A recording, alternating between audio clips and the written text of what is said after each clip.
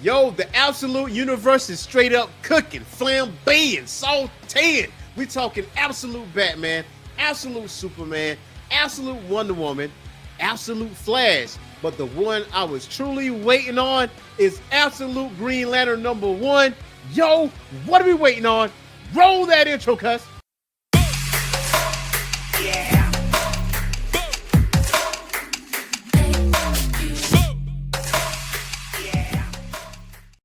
What's going on, Geek Corner? This is your boy, Earth's Mac the Man Scientist, and welcome back to the Orange Phoenix Media Channel and another episode of Comic Book Declassified, where we talk about the most recent issues in comics, as well as past issues, as well as character bios, if you ask for it. Today, we are going to talk about Absolute Green Lantern #1.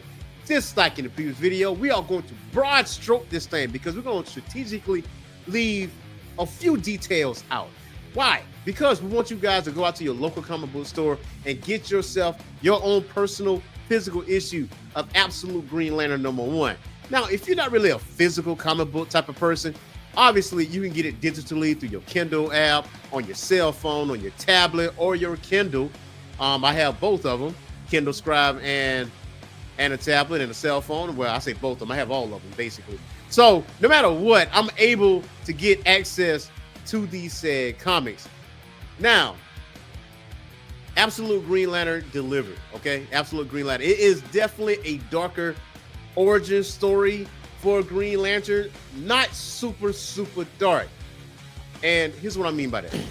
Absolute Green Lantern #1, The Black Hand, is written by Al Ewing with art, color, and cover by John Roy Lindsay and letters by Lucas Gattoni with variant covers from various artists. Now, if you are a variant cover collector like I am, again, I highly encourage you to go to your local comic book store and do the best you can to find as many variant covers as you possibly can.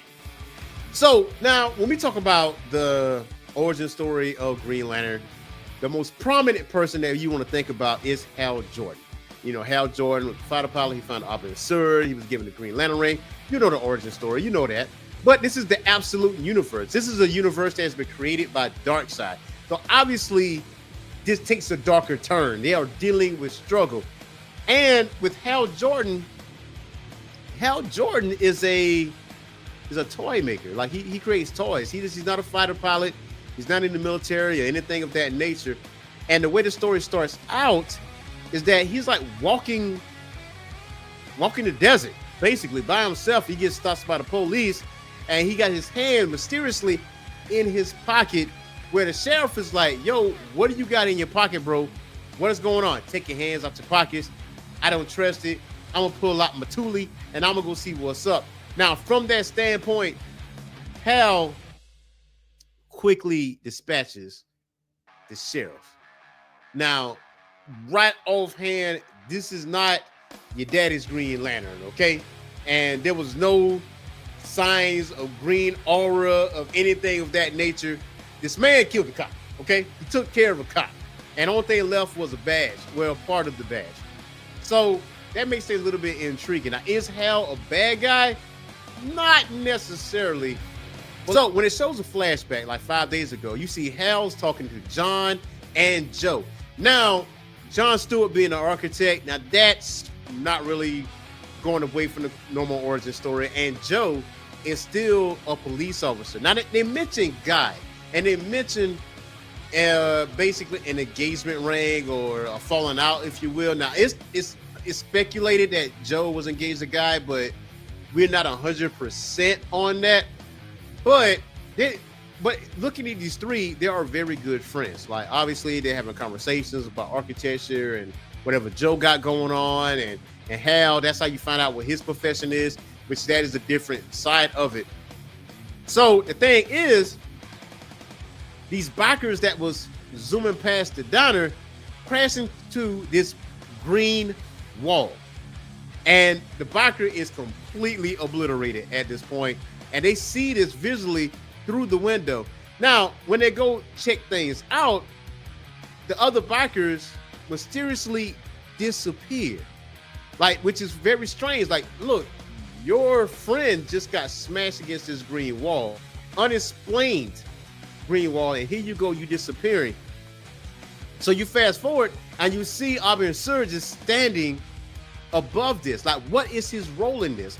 Now, Abin Sur is typically, you know, in the original, you know, mythos is that, okay, he's not this evil looking type of character, but this is the absolute universe. Like, this is the difference between the Abin Sur that we know and the Abin Sur from this absolute universe. Now, what is this role to play? Now, it also could be speculated that Abin Sur created this whole thing through his mind. Like, they didn't see what they saw. Like, these weren't real people that met their end.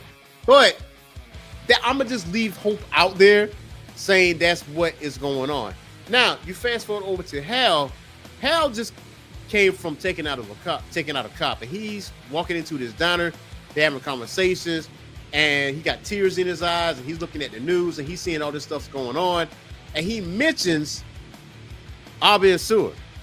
He said his name is Abin Sur. He came from somewhere else. The symbol in the sky that belonged to him. The waitress asked, "You were there? You were in Evergreen? That thing on the news was some kind of spaceship?" He says he called it the Green Lantern. Now, one of the patrons like, "Talk sense, damn it. What lantern? What does that mean?" "Honey, don't yell at the man. Whatever's going on, it's not his fault." He said, "Yes, it is. It's all my fault." So at this point, like, they're getting real suspicious, especially when he mentioned the sheriff and what happened to the sheriff.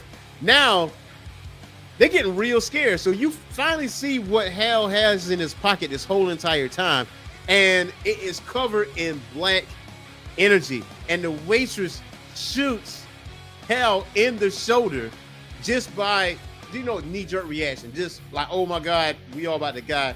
Let me go ahead and get this Thule out. Let me go fire y'all surrounds. Only for Hal to destroy that entire diner and everybody else that's in it. Now, here's the other kicker to this. The person that comes after the fact is Jo.